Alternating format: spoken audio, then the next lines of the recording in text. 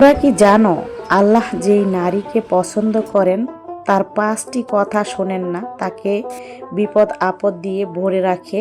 এতে মানুষ মনে করে যে সে পাপী, তার কথা আল্লাহ পাক শোনেন না, অভিশপ্ত।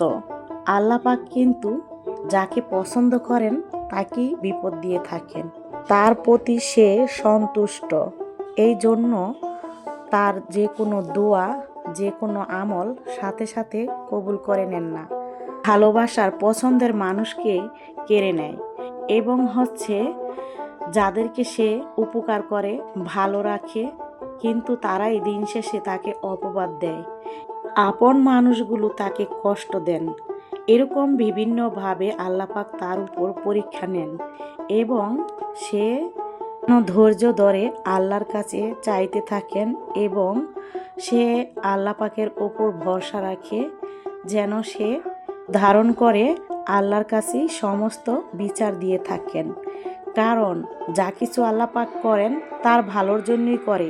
খারাপ মানুষদের হাত থেকে তাকে রক্ষা করেন এবং তার ভালো কাজ এবং তার ধৈর্যের পরীক্ষা তিনি তার ভালোর জন্যই নিয়ে থাকেন। আমরা ডাল দিয়ে বড়া খাবো, কেমন কুচাবো দেখাই যাবে না।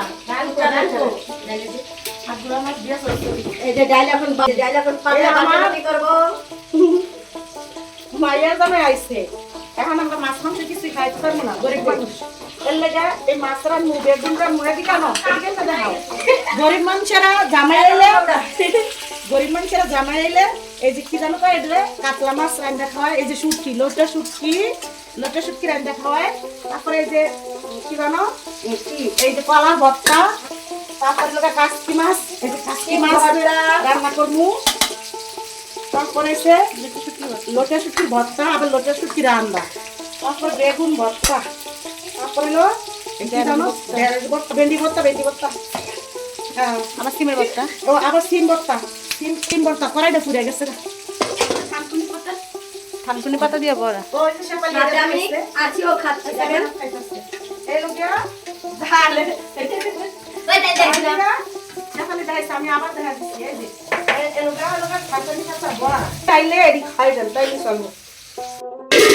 আল্লাহ রে বেরিয়েছে শুরু করছে। দেখেন আমার তো কোনো দোষ নেই, আমি খিচুড়ি খাচ্ছি বড় বড় পাতিলে। এর জামাই বাসায় আসছে, তো ভালো মন্দ খেতে খেতে সে বলতেছে যে এখন ভর্তা টর্তা খাবো আর ভালো কিছু রান্না করবেন না আম্মা, যার কারণে ভর্তার আইটেম। এরপর কিছু মাছ, মানে 2 পদের মাছ আর শুটকি রান্না করছি। তার পছন্দের থারকানি পাতা, যেটাকে পয়সা পাতা অনেকে বলে, সেটা দিয়ে বড়া বাছতেছি মশাই তেল দিয়ে আর ভর্তা। তো যা যা রান্না করলাম সব কিছুই আপনাদের এক ঝলক দেখিয়ে দিব। যারা ভিডিওটা এই পর্যন্ত দেখেছেন তাদেরকে অসংখ্য ধন্যবাদ। যারা এখনও আমার চ্যানেলটিকে সাবস্ক্রাইব করেন নাই, প্লিজ আমার চ্যানেলটিকে আপনারা সাবস্ক্রাইব করে দিবেন। যারা অলরেডি করে দিয়েছেন তাদেরকে অসংখ্য ধন্যবাদ। খাওয়া দাওয়া শেষ করার পর আমি তো অসুস্থ, তারপর চলে গিয়েছিলাম ডাক্তারের কাছে। এই তো আমার মেয়ে আর আমি যাইতেছি। তো সেখান থেকে ডক্টর দেখাইয়া কিছু ওষুধ বড়ি আনছি। আর মানে এতদিন ধরে আমি এতটা অসুস্থ ছিলাম, আমাকে ডাক্তারের কাছে নেওয়ার জন্য অনেক রিকোয়েস্ট করতেছিল, যাই না। পরে অবশ্য সবার বকুনি খেয়ে অবশেষে গেলাম। তো তাকে যেয়ে বলি আমি তো এতদিন অনেক অসুস্থ ছিলাম, তো ওষুধ বড়ি আর যা যা করতে হবে সেগুলো, মানে নেবুলাইজার, ইনহেলার, এইসব আমি কন্টিনিউ নিয়েছি, যার কারণে এখন তো আমি অনেকটা ভালো। আমার ভিতরে যে ঠান্ডার সমস্যাটা সেটা তো ভালো হয়ে গেছে। সে চেক করে বলল যে হ্যাঁ অনেকটা ভালো হয়ে গেছে, বাকি ওষুধগুলো লিখে দিচ্ছি, নিয়মিত খেয়ে নেবেন। তো কিছু খাবার আনছি। আর এই 2টা কাপ আমি অনেকদিন ধরে ভাবতেছি কিনবো, কিনা হয় না, যদিও অনেক পুরনো হয়ে গেছে। তো অবশেষে 2টা 250 টাকা দিয়ে নিয়ে আসলাম। আর এখানে